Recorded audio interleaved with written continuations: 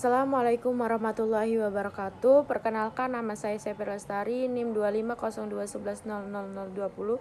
Saya dari PBA 2025. Di sini saya akan menjelaskan tentang 4 teori konseptual dari psikologi.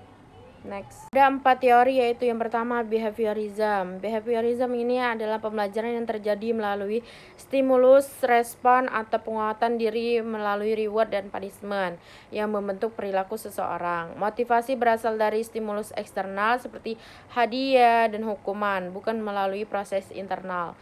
Yang kedua yaitu kognitivisme. Pembelajaran ini terjadi melalui pemrosesan informasi mental seperti perhatian, memori, pemecahan masalah, mirip mengolah data, dan itu bisa mendorong pemahaman konsep seperti rasa ingin tahu dan pencapaian tujuan internal seperti penguasaan keterampilan.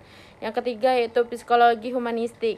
Pembelajaran ini terjadi secara alami melalui pemenuhan potensi diri dalam lingkungan yang suportif, yang menghargai kebebasan dan menghargai pilihan pribadi. Motivasi berasal dari dorongan intrinsik seperti kebutuhan akan pertumbuhan diri, penerimaan, dan aktualisasi diri. Yang terakhir yaitu teori kognitif sosial. Pembelajaran ini terjadi melalui observasi, imitasi model sosial, dan interaksi lingkungan dalam penguatan diri.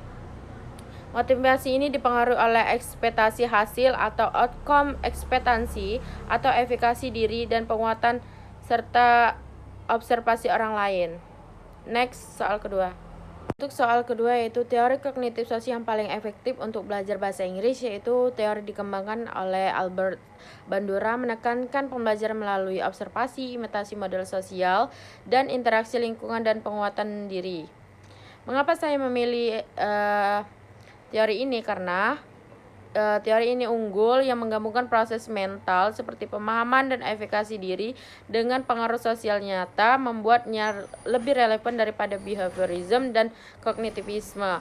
Alasannya yang logis yaitu belajar bahasa Inggris butuh praktik sosial untuk membangun kepercayaan diri, bukan sekedar hafalan atau pemahaman teori saja.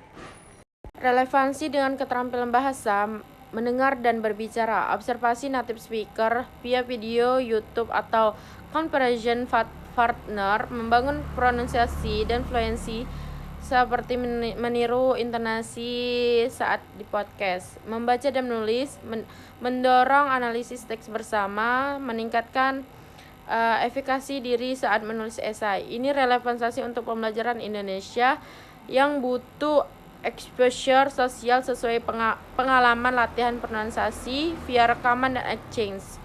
Yang soal ketiga, next. Pada pengalaman pribadi saya, yaitu teori kognitif sosial paling menjelaskan pengalaman belajar bahasa Inggris saya saat latihan pengucapan via observasi atau imitasi ini. Pada aktivitas saya pada bimbel, saya diajarkan oleh miss saya.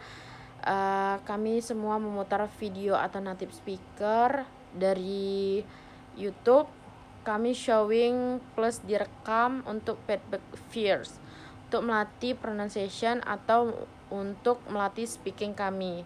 Di sana kami belajar speaking, memperjelas pronunciation, dan ini manfaatnya membantu speaking atau listening saya dalam pengucapan yang dari kaku misalnya fotografi menjadi lebih natural fotografi, atau untuk meningkatkan pronunciasi atau pengucapan yang kami lakukan bersama. Hubungan pada teori ini yaitu pas Bandura, observasi bangun efikasi diri, imitasi tingkatkan skill, atau feedback sosial kuatkan motivasi. Efektif untuk AVL Indonesia butuh interaksi yang nyata. Penerapan di kelas di masa depan yaitu saya menerapkan pada teori Bandura, fokus observasi, imitasi, dan efikasi diri agar siswa Indonesia percaya diri untuk melatih speakingnya, bukan hanya hafalan atau teori saja. Contohnya pengucapan dan speaking. Putar video dari YouTube yang berdialog 2-3 menit. Amati stresnya, misalnya restoran, terus Pasangkan role play atau waiter customer. Model siswa berani tampil atau plus pujian untuk melatih meningkatkan kepercayaan dirinya.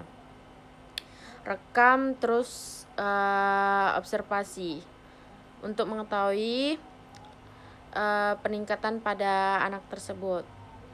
Untuk soal kelima yaitu refleksi atau penutup.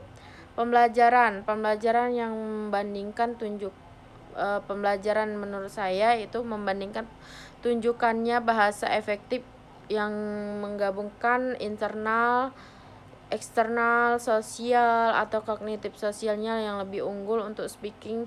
Siswa Indonesia lebih efektif, lebih bisa memahami, serta pentingnya untuk teori ini yaitu bantu memilih metode yang efektif untuk pembelajaran di masa depan.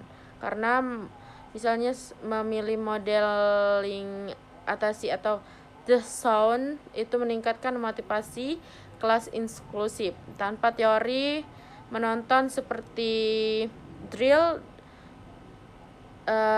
akan meningkatkan pertumbuhan siswa tersebut. Itu saja penjelasan dari saya. Saya mohon maaf jika ada kesalahan.